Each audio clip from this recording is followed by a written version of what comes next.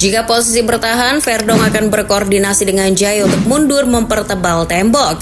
Sementara saat serangan balik, ia akan ngacir ke depan bareng gelandang. Selanjutnya dari daerah lini tengah yang berpotensi akan ditempati oleh 3 orang ini.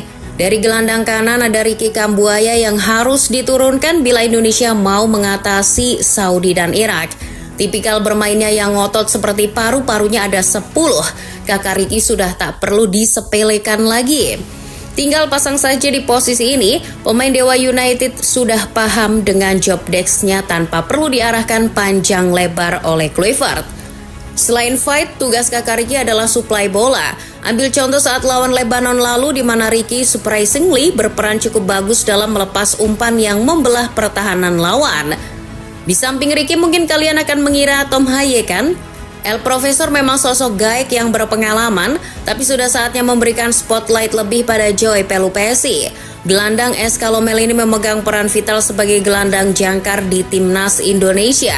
Dengan pengalaman panjang bermain di Eropa, ia membawa disiplin taktik dan kecerdasan posisi yang sangat dibutuhkan skuad Garuda. Sebagai jangkar, Pelupesi bertugas menjaga keseimbangan antara lini belakang dan lini tengah, memutus alur serangan lawan, sekaligus menjadi penghubung dalam transisi permainan. Ia bukan tipe gelandang yang gemar tampil flamboyan, melainkan pemain yang bekerja dalam senyap ketika Kambuaya mencak-mencak di area pertahanan Saudi dan Irak. Nah, untuk melengkapi trio di lini tengah kita beri kesempatan untuk Beckham Putra. Biasanya peran ini dijalankan oleh Marcelino Ferdinand.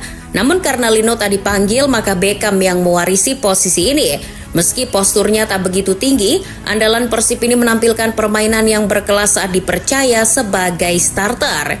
Sebagai gelandang serang muda, ia punya kreativitas tinggi dalam membangun permainan, terutama lewat visi dan keberanian dalam mengeksekusi umpan-umpan terobosan. Pemain-pemain Saudi dan Irak pasti akan kewalahan menjaganya. Selain memiliki nama besar sebagai Beckham-nya Indonesia, pemain Persib ini lincah dan punya mobilitas tinggi.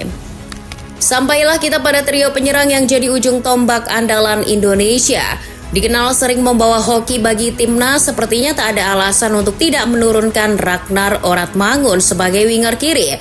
Kembalinya Wahaji, wajib hukumnya dimanfaatkan Kluivert untuk lolos ke Piala Dunia. Terbiasa menjadi nomor 10 di timnas, Ragnar identik dengan pergerakannya yang bebas dan kerap kali lepas dengan mudah dari pengawalan. Penetrasi seperti inilah yang dibutuhkan timnas saat menggores luka di pertahanan Saudi dan Irak.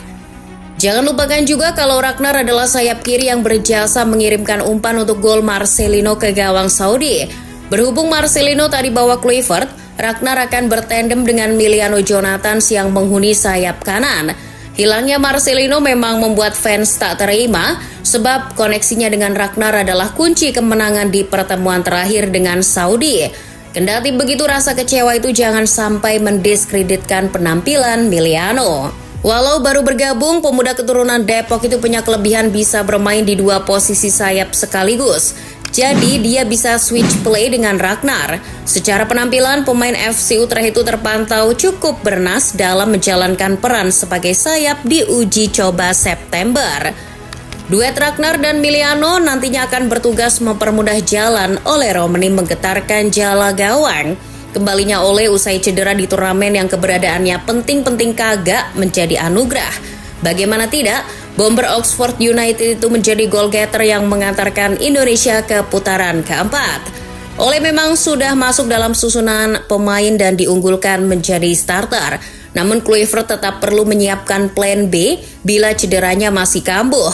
Maka Ramadan Sananta atau Stefano Lillipali sudah sepatutnya menjadi pengganti. Gimana nih football lovers dengan komposisi seperti tadi? PD OTW ke Piala Dunia 2026 gak nih?